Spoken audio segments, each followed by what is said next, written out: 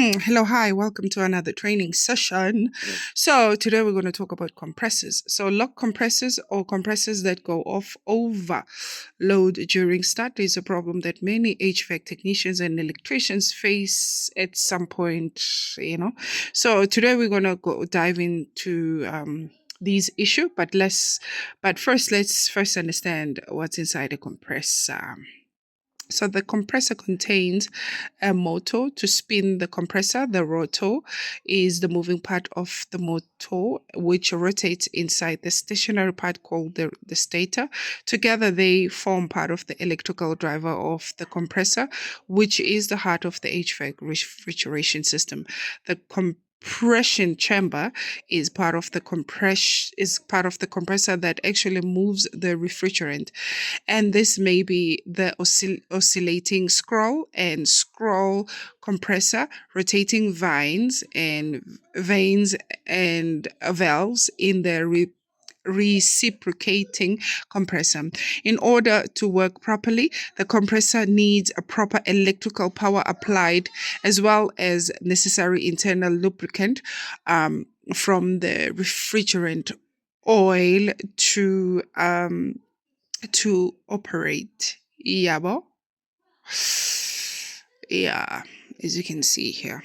Okay, so now most of the compressors we work on are refrigerant cooled, which means all the internal parts, including the motor, are immersed in refrigerant vapor. And of course, some oil. So the vapor regenerant moving through the compressor is what keeps the compressor nice and cool. Very cool. Okay, so now when a compressor, for some reason, is now locked, the rotor can't move as it normally would. Because of this, it draws now very high current and usually cause the windings to overheat and the overload to open inside the compressor. And of course, you will very much notice this because it usually makes very, very loud humming noise for a very short time, right? While drawing very high current, and eventually it will trip the circuit.